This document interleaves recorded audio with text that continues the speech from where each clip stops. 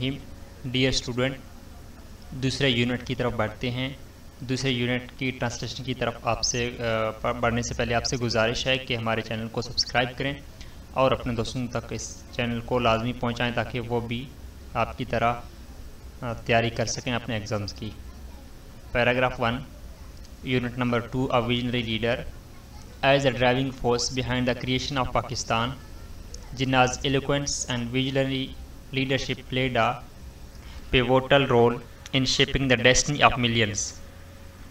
Quaid-e-Azam was like a guiding star for the creation of Pakistan. He was not just a leader, he was like a hero. क़याम पाकिस्तान के पीछे मुहर्रिक क़ुव्वत के तौर पर जिन्नाह की फसाहत और विजनरी क़यादत ने लाखों की तकदीर बनाने में अहम किरदार अदा किया। फसाहत कहते हैं अच्छी बोलचाल को, जिनकी ज़ुबान बहुत अच्छी हो, इंग्लिश हो चाहे उर्दू हो, अगर वो अच्छी ज़ुबान बोलते हैं तो उसको फसाहत बोलते हैं। क़ायद-ए-आज़म पाकिस्तान के क़याम के लिए एक रहनुमा सितारा थे। वो सिर्फ़ एक रहनुमा नहीं बल्कि बहुत से लोगों के लिए हीरो की मानंद थे। इसी तरह है, what role did Quaid-e-Azam play in acquiring freedom for the creation of Pakistan? Pakistan की आज़ादी के लिए क़ायद-ए-आज़म ने क्या किरदार अदा किया?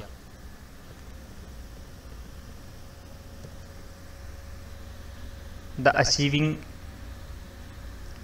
achieving one's dream requires a lifetime of dedication, but running a dream into reality on a ground scale, impacting millions of lives, is something very few people achieve. Quaid-e-Azam was one of those exceptional individuals. The way he used his talent and skills to create Pakistan, backed by convincing arguments and logical thinking, was truly extraordinary. We owe him and the millions who sacrificed so much for this cause a debt of gratitude that will last forever. अपने ख्वाबों को हासिल करने के लिए पूरी ज़िंदगी की लगन चाहिए, लेकिन एक बड़े पैमाने पर ख्वाब को हकीकत में बदलना जो लाखों की ज़िंदगियों पर असरअंदाज हो, ये बहुत कम लोग हासिल करते हैं। क़ायद-ए-आज़म उन चंद ख़ास अफराद में से थे। उन्होंने अपनी सलाहियतों और महारतों को इस्तेमाल करके पाकिस्तान बनाया, जो कायल करने वाले दलाइल और मंतक की सोच से मुकम्मल था। हम उनके और उन लाखों लोगों के शुक्रगुजार हैं जिन्होंने इस मकसद के लिए बहुत कुर्बानियाँ दी। Paragraph number 4, the services and dynamic leadership of Quaid-e-Azam Mohammad Ali Jinnah in Pakistan movement need no introduction. कि क़ायद-ए-आज़म ने पाकिस्तान की आज़ादी के लिए जो कुछ किया वो किसी तारुफ के मोहताज नहीं, क्योंकि हम सब उनकी ज़िंदगी से और उनकी जद्दोजहद से अच्छी तरह वाकिफ़ हैं। Quaid-e-Azam strong leadership and hard work made the challenging job of creating Pakistan easier. We are grateful for this efforts. The Muslims of India successfully reached their destination after a long journey led by his charismatic guidance.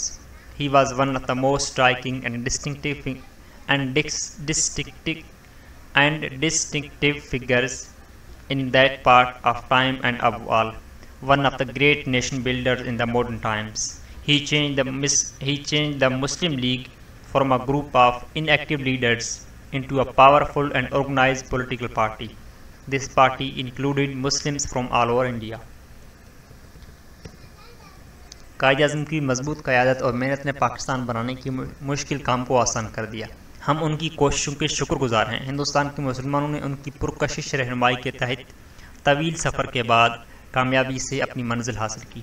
वो इस दौर के सबसे नुमायाँ और मुनफरिद शख्सियात में से थे और सबसे बढ़कर जदीद दौर के अजीम कौम साज थे, नेशन बिल्डर थे।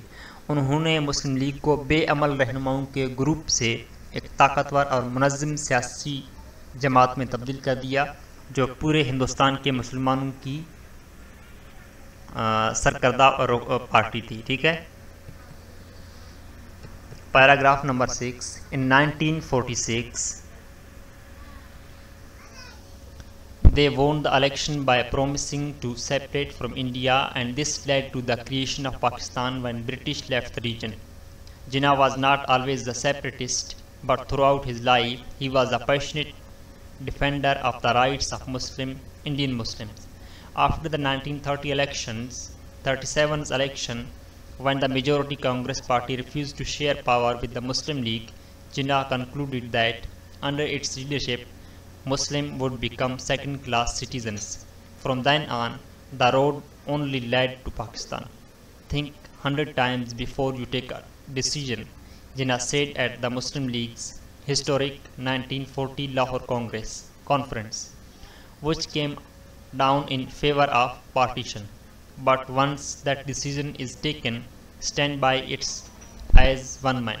He followed his own rule and did not let politics sway him.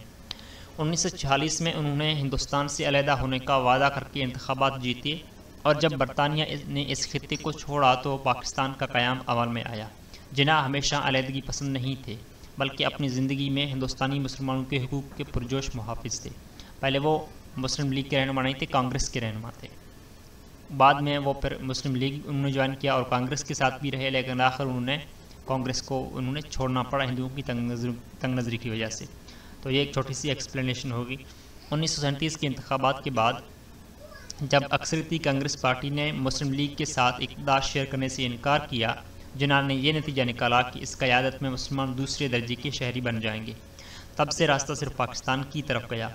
जिन्ना ने मुस्लिम लीग के तारीखी 1940 के लाहौर कॉन्फ्रेंस में कहा, फ़ैसला लेने से पहले 100 बार सोचो, लेकिन एक बार फ़ैसला कर लिया तो एक आदमी की तरह, एक मर्द की तरह उसके साथ खड़े रहो। उन्होंने अपने उसूल पर अमल किया और सियासत को अपने ऊपर गालिब ना ही आने दिया।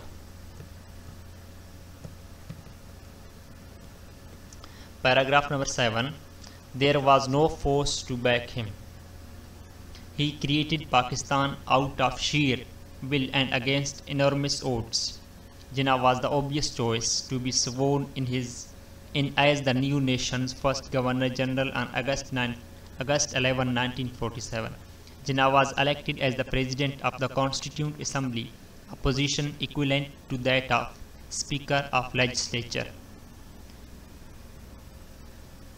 उन्हें सपोर्ट करने वाली कोई ताकत नहीं थी। उन्होंने पाकिस्तान को महज इरादे की ताकत से और बहुत बड़ी मुश्किलात के बावजूद कायम किया। जिन्ना को वाज़ेह इंतखाबात के तौर पर नए मुल्क का पहला गवर्नर जनरल मुकर्रर किया गया, जो 11 अगस्त 1947 को उन्होंने हल्फ उठाया। जिन्ना कानून साज असम्बली का सदर भी मुंतखब किया, जो एक मुकन्ना के स्पीकर के बराबर था।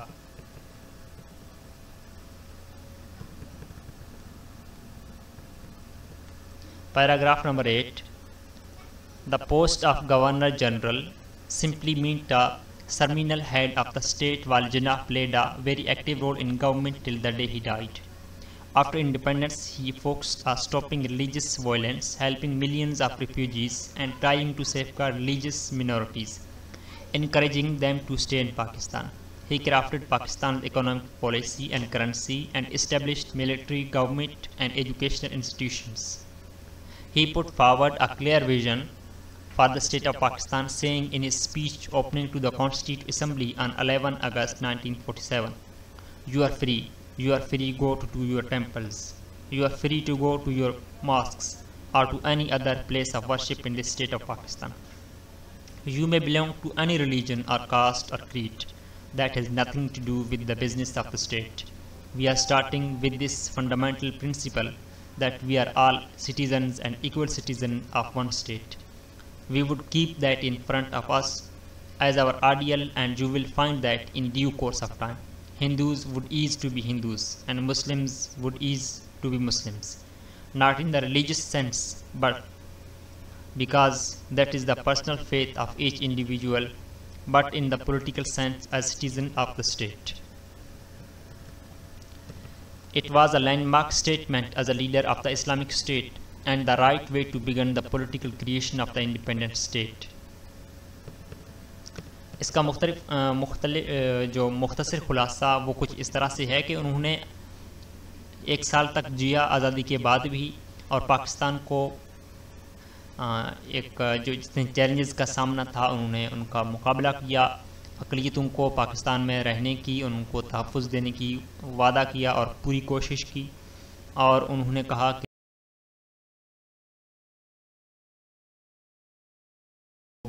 स्टेट के सिटीजन्स हैं, शहरी हैं और तमाम बराबर हैं। Paragraph number 9.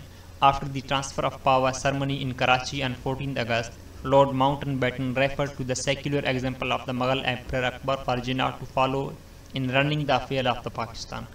In a rebuttal to Lord Mountbatten, the British Viceroy to India, Jinnah presented an alternative model, and in his reply pointed out that Muslims had a more permanent and more inspiring model to follow, that of Hazrat Muhammad sallallahu alaihi wasallam. Jinnah replied, "The tolerance and goodwill that great Emperor Akbar showed to all the non-Muslims is not of the recent origin.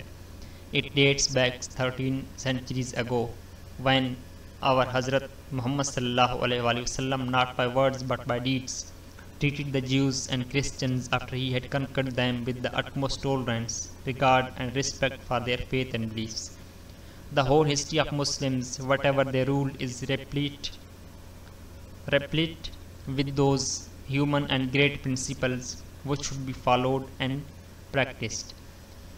14 अगस्त 1947 को Lord Mountbatten ने कायद आज़म से कहा कि आपको पाकिस्तान उसी तरह चलाना चाहिए जिस तरह मुग़ल बादशाह अकबर ने हिंदुस्तान को चलाया था एज ए सेक्युलर लीडर। तो जिन्ना ने कहा कि अकबर बादशाह से ज़्यादा हमारे पास एक और नमूना है जो इससे ताकतवर है और हम सब उसी से इंस्पायरेशन लेते हैं, और वो हज़रत मोहम्मद सल्लल्लाहु अलैहि वसल्लम। उन्होंने मदीना में रहते हुए ज्यूज़ और क्रिश्चियंस को इक्वली ट्रीट किया, उनके ऊपर हावी हुए, गालिब हुए, जंग जीते, उनके साथ जंगें लड़ी, लेकिन इनके बावजूद उन्होंने उनके साथ टॉलरेंस का मुजाहरा किया। तो हमारे लिए सबसे बड़े जो मॉडल है इस लिहाज से स्टेट को चलाने से, वो हज़रत मोहम्मद सल्लल्लाहु अलैहि वसल्लम की ज़ात है। और जिस बादशाह अकबर की आप मिसाल दे रहे हैं, उन्होंने भी हुज़ूर सल्लल्लाहु अलैहि वसल्लम से ये मॉडल हासिल किया था, या वो ये भी उन्हीं के पैरोकार थे।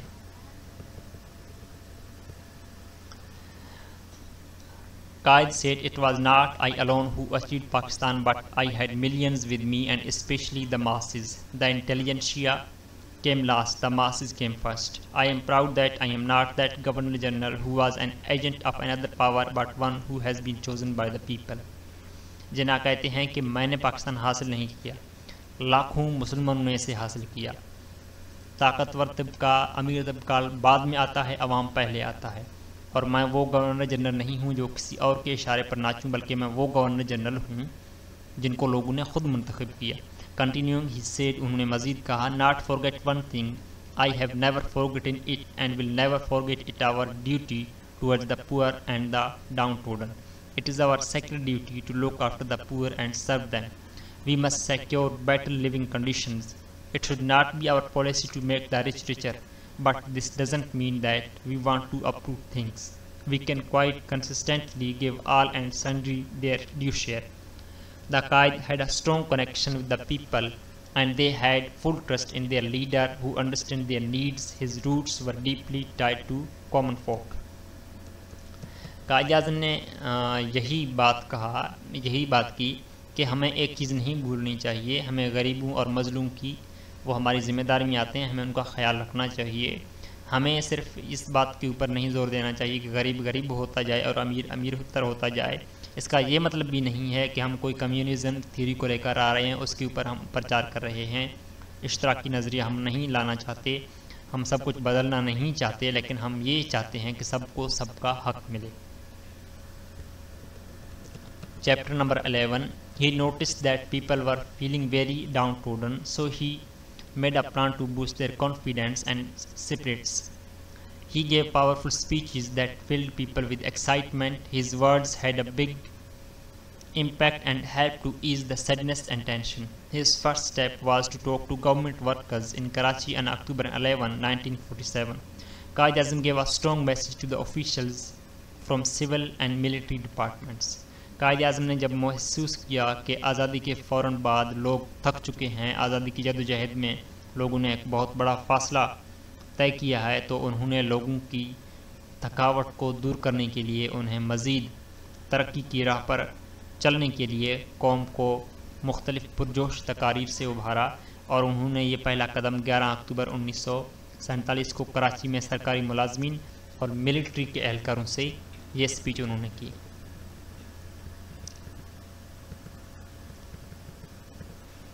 This is a challenge to our very existence, and if we are to survive as a nation, we shall have to face the problem with redoubled zeal and energy. Our masses are disorganized today. Their morale is exceedingly low, and we shall have to do something to pull them out of this state and galvanize them into activity. All throws additional responsibility on government servants to who in our people are looking for guidance. His words revived the drooping spirits. कायद आज़म ने कहा कि हमें अपने वजूद को बरकरार रखने के लिए और as a independent nation survive करने के लिए हमें चाहिए कि हम जितनी मसाइब हैं, जितनी मुश्किलात हैं, उनसे ज़्यादा हमें एनर्जी का मुजाहरा करना चाहिए, जोश जज्बे का मुजाहरा करना चाहिए। हमारी जो कौम है वो मुंतशिर हो चुकी है, डिसऑर्गेनाइज्ड है। उनका ख्याल किन्होंने रखना है? उनका ख्याल गवर्नमेंट ऑफिशल्स ने रखना है, क्योंकि आवाम उनकी तरफ देख रही है। तो इन वर्ड्स ने जो ऑफिशल्स थे उनके ऊपर एक नई रूह फूंक दी। Paragraph number 13, Jinnah's wise ideas still apply to the challenges Pakistan faces today. By heeding the advice of its founder, Pakistan can shine among the world's nations. Jinnah, our truly great leader, altered history by creating a nation state with dignity, fairness, justice, and lofty ideals. Unfortunately, after his death, the nation faced weak and self-centered leadership. Despite past disappointment, there is hope for change. Let's unite to overcome selfish motivates and fulfill Pakistan promise in line with Jinnah's lofty ideas. इनका मकसद ये है कि जिन्नाह के ख्यालात आज ही पाकिस्तान को दरपेश चैलेंजों से निकाल सकते हैं। कायद आज़म जिन्नाह एक वाकई अजीम रहनुमा थे, जिन्होंने वक़ार, इंसाफ, अदल और आला नज़रियात के साथ एक कौमी रियासत कायम करने की पूरी कोशिश की और उन्होंने ये सब कुछ हासिल भी कर लिया। लेकिन पाक कायद आज़म के वफ़ात के बाद अब पाकिस्तान फिर कमज़ोरियों का शिकार है और स्टेट में कुछ खामियां।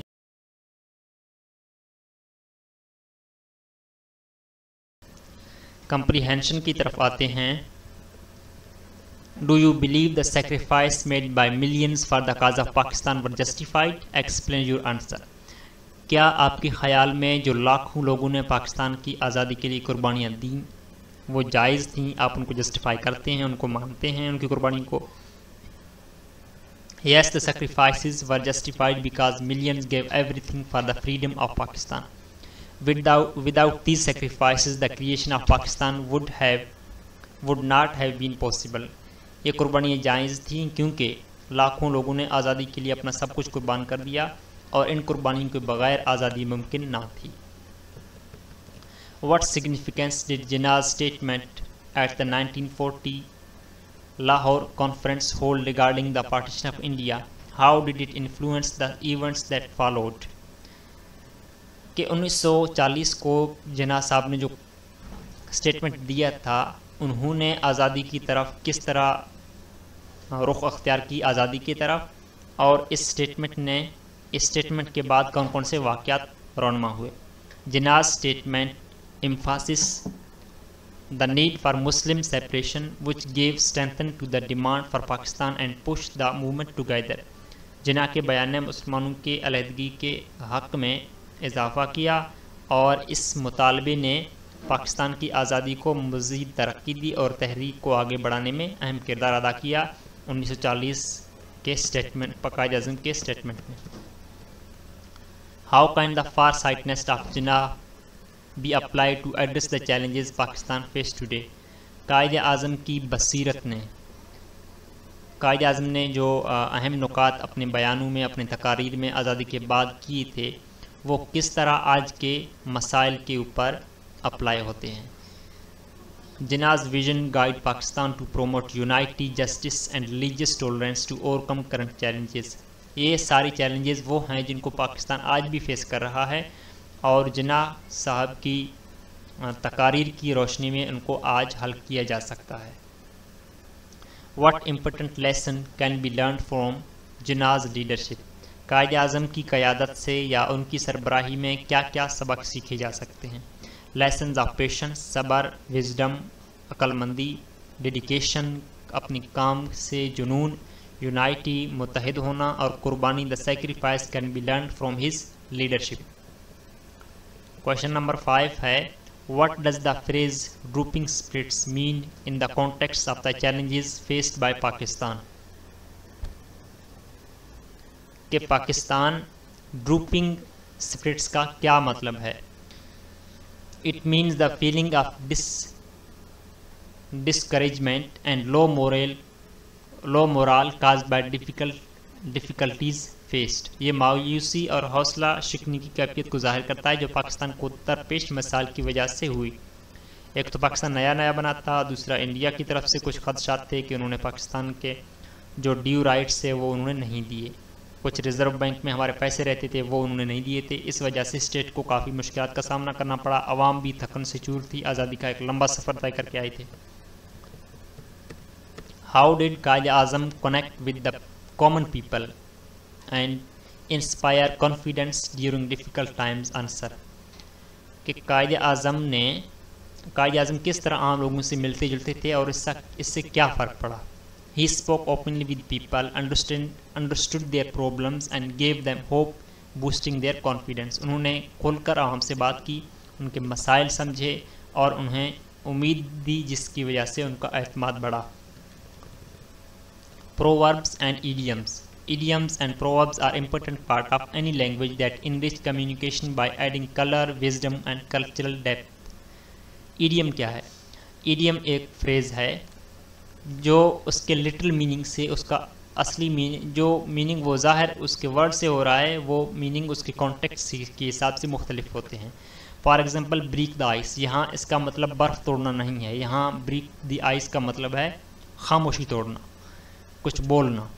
तो इसी तरह ये अल्फाज के जो लिटिल मीनिंग हैं इनके लिटिल मीनिंग जुदा होते हैं लेकिन इनके असली मीनिंग इनमें जो पिन्हा होते हैं वो कुछ और होते हैं।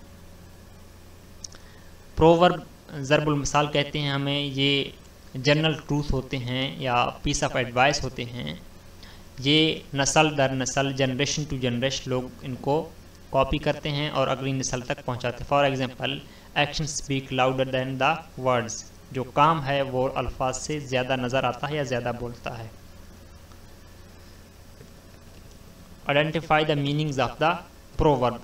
Birds of the same feather flock together.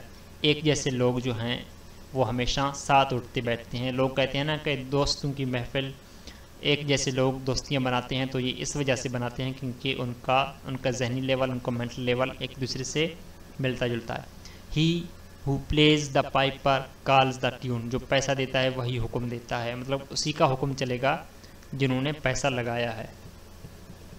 Out of sight out of mind, इसका मतलब है कि एक शख्स या कोई चीज़ जब आपकी नज़रों से ओझल हो तो फिर वो आपके जहन से भी निकल जाता है या आपके दिल से, आपके ख़यालात से भी निकल जाता है। तो अगर आपने किसी के पास आते रहना है, उसके दिल में, उसके जहन में जगह बनाना है तो आपने रिश्तेदारियाँ या ताल्लुक़दारियाँ नहीं तोड़नी। Beggars can't be chooser. मोहताज को जो मिले कबूल करना पड़ता है।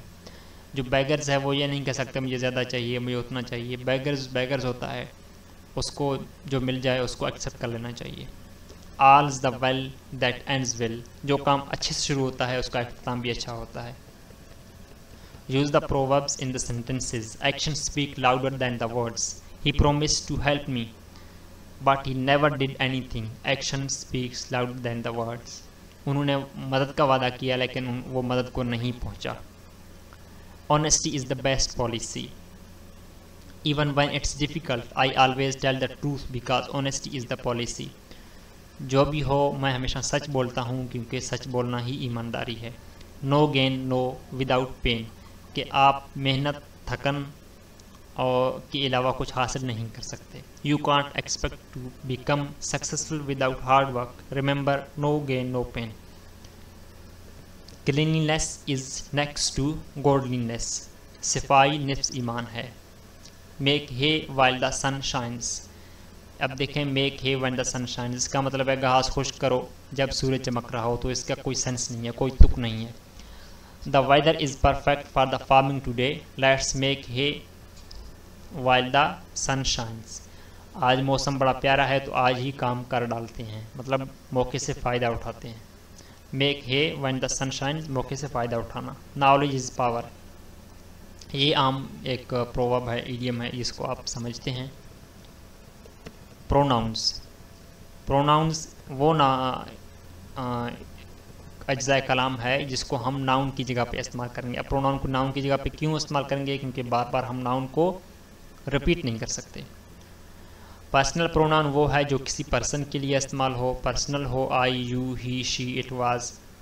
इम्पर्सनल प्रोनाउन वो हैं जो used when the subject is not a specific person, जब कोई सब्जेक्ट ख़ास ना हो, करने वाला ख़ास ना हो, किसी जुमले में सब्जेक्ट ख़ास ना हो, तो वो इम्पर्सनल है। इसी तरह डेमोन्स्ट्रेटिव प्रोनाउन वो हैं जो किसी चीज़ की तरफ इशारा करें, पॉइंट आउट करें। These, this, that, these, those, ये डेमोन्स्ट्रेटिव प्रोनाउंस हैं। ये इशारा करने वाले होते हैं, पॉइंट आउट करते हैं किसी चीज़ को। इसी तरह इनडेफिनाइट प्रोनाउन वो हैं जो किसी ख़ास चीज़ के लिए ना हो, नॉन स्पेसिफिक, आम चीज़ों के लिए जिनकी कोई वक़्त ना हो। For example anyone. एनीवन एक ऐसा प्रोनाउन है जो किसी ख़ास बंदे के लिए, किसी ख़ास चीज़ के लिए नहीं है। एवरीवन है, समवन है, नो वन है, नो बॉडी है, एनीथिंग है। तो ये सारे क्या हैं? इनडेफिनाइट प्रोनाउन हैं। Reciprocal pronoun express mutual actions or relationship. ये ऐसे रेसिप्रोकल वो प्रोनाउन होते हैं जो जुमले में ताल्लुक़ को ज़ाहिर करते हैं, एक सब्जेक्ट का दूसरे सब्जेक्ट के साथ ताल्लुक़ को ज़ाहिर करते हैं। Each other, one and other. For example they help each other during the task, काम को करने में उन्होंने एक दूसरे की मदद की। रिलेटिव प्रोनाउन वो प्रोनाउन हैं जो क्लास और सेंटेंस को आपस में मिलाते हैं, सेंटेंस के एक अज्जा को दूसरे अज्जे से मिलाते हैं। For example who, whom, whose, which, that. For example the person who called me is my friend, जिस शख्स ने मुझे बुला भेजा वो मेरा दोस्त है।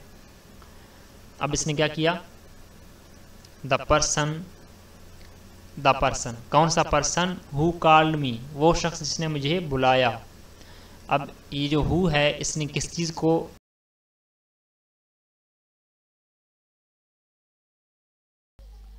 प्रोनाउन ऐसे अल्फाज हैं जो नाउन की जगह पर इस्तेमाल होते हैं ताकि बार बार हम नाउन की तकरार से बच सकें, नाउन को रिपीट ना करें। क्योंकि नाउन को जब रिपीट करेंगे तो फिर जुमले का स्ट्रक्चर है या जुमले की जो हुस्न है वो ख़राब हो जाती है, बिगड़ जाती है। सबसे पहले हम पर्सनल नाउन की डेफिनेशन को देखेंगे, उसको समझेंगे। These pronoun refer to specific people or things, ये ख़ास चीज़ों या ख़ास लोगों के लिए इस्तेमाल होती हैं। I, you, he, she, it, we and they etcetera. She is going to the market. Impersonal pronoun used when the subject is not a specific person, often referring to general or abstract subjects. ऐसे noun जो किसी ख़ास शख्स के लिए या किसी ख़ास चीज़ के लिए ना हो। इट इज़ रेनिंग, अब बारिश हो रही है, तो ये कोई ख़ास चीज़ नहीं है, कोई ख़ास ऑब्जेक्ट नहीं है। Demonstrative pronouns point out specific things or people. For example this, that, these, those. ये भी प्रोनाउन में शुमार होते हैं और ये ऐसे प्रोनाउन हैं जो किसी ख़ास चीज़ की तरफ इशारा करते हैं। दीज आर माई बुक्स, ये मेरे किताब हैं। Indefinite pronoun refer to non specific things or people. For example anyone, everyone, someone, no one, none. ऐसे नाउन हैं जो किसी ख़ास शख्स के लिए इस्तेमाल ना हो बल्कि जनरली तमाम लोगों के लिए या तमाम चीज़ों के लिए इस्तेमाल हों। Reciprocal pronouns express mutual actions or relationship. For example each other, one another। ऐसे प्रोनाउन जो म्यूचुअल एक्शंस के लिए, मुख्तलिफ लोग जब एक साथ काम करें या एक दूसरे के लिए काम करें तो उनके लिए इस्तेमाल होती हैं। Relative pronoun use to link clauses और सेंटेंसेस, ये क्लाजेज या सेंटेंसेस को आपस में मिलाते हैं। For example who, whom, whose, which, that। The person who called me is my friend। जिस शख्स ने मुझे बुला भेजा वो मेरा दोस्त है। इंटरोगेटिव प्रोनाउन क्वेश्चन पूछने के लिए इस्तेमाल होते हैं। who, what, which, that, etc। Possessive pronoun ऐसे प्रोनाउन हैं जो ओनरशिप के लिए इस्तेमाल होते हैं, मलकियत जाहिर करने के लिए। फॉर एग्जांपल माइन, मेरा, योर्स, तुम्हारा, हिज, उसका, हर, उसकी, देयर्स, उनका, आवर्स, हमारा। दिस बुक इज़ माइन, ये किताब मेरी है। अब माइन क्या है? पोसेसिव प्रोनाउन है, मलकियत ज़ाहिर कर रहा है। किस चीज़ की मलकियत? किताब की मलकियत। Reflexive pronoun reflect the action back onto the subject. ये ऐसे प्रोनाउन हैं जो दोबारा हमें सब्जेक्ट की तरफ लेकर जाते हैं। For example myself, yourself, himself. इसकी एग्जाम्पल है she did the work herself. उसने काम खुद किया, उसने काम अपने आप किया, उसने अपना काम खुद मुकम्मल कर लिया। क्या है कि इसमें जो हर सेल्फ है वो दोबारा हमें शी की तरफ लेकर जा रहा है।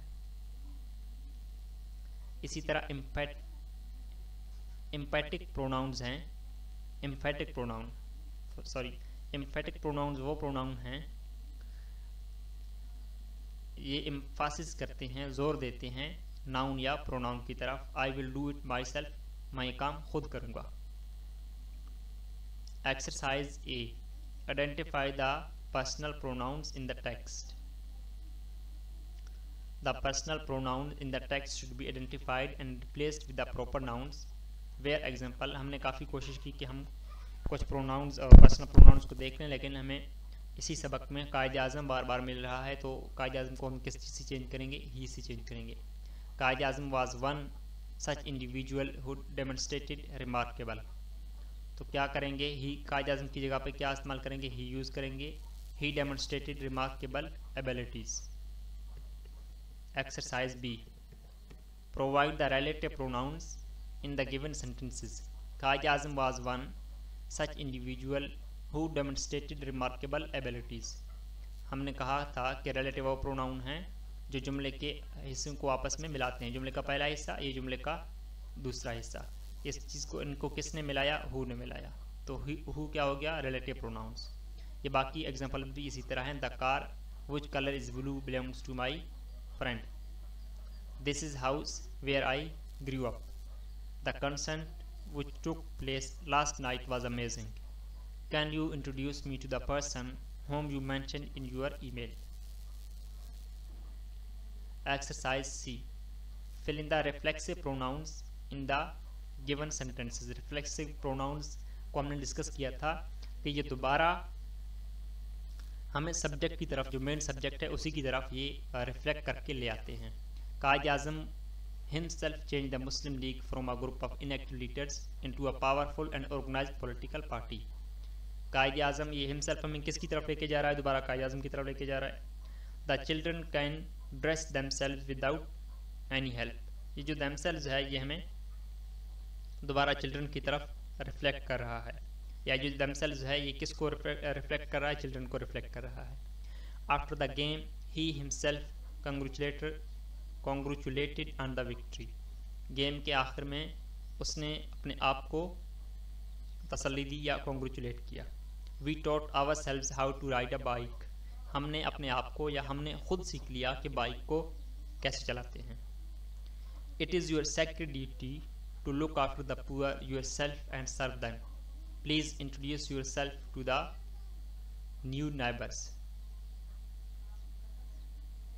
Choose the correct distributive pronounce. Distributive pronoun वो प्रोनाउन है जो किसी खास बंदी के लिए ना हो बल्कि तमाम के लिए या सब के लिए अगर हम प्रोनाउन को इस्तेमाल करें तब वो डिस्ट्रीब्यूटिव प्रोनाउन होता है। Choose the distributive pronoun in the sentence. Each of the, all of the team नहीं होता, और इसी तरह नाइदर ऑफ ऑप्शन भी करेक्ट नहीं है। Each of the girls has finished the project. तमाम लड़कियों ने अपने प्रोजेक्ट्स खुद मुकम्मल कर लिए। Complete the sentence with the correct distributive pronoun. Each of the children brought their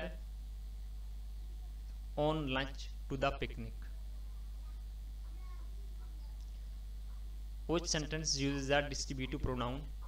Everybody in the team has their own task. Each of the girl. अब everybody नहीं है, each है। Each of the girl has finished her project.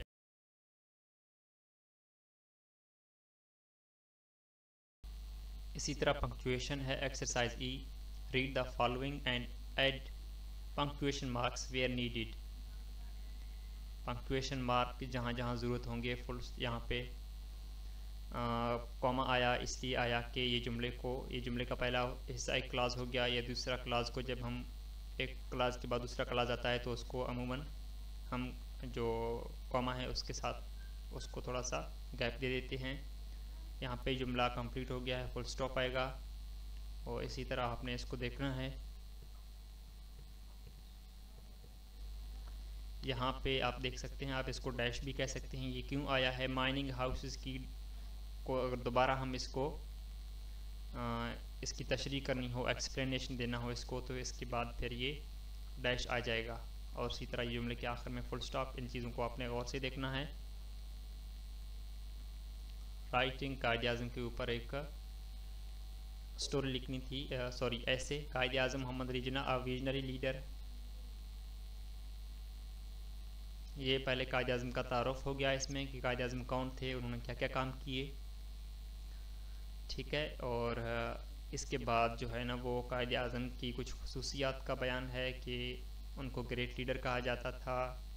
उन्होंने अपने साथ और अपनी कौम के साथ कमिटमेंट किया कि वो मुसलमानों के लिए अलहदा नेशन बनाएंगे और इसी तरह उन्होंने अपने रिलीजियस जो सेंटीमेंट्स थे और कल्चरल सेंटीमेंट्स थे या पॉलिटिकल आइडेंटिटी है, मुसलमानों की सियासी तशख़्ख़ुस है या मजहबी तशख़्ख़ुस है, उसको बहाल रखने के लिए, उनको बचाने के लिए उन्होंने ये सब कुछ किया।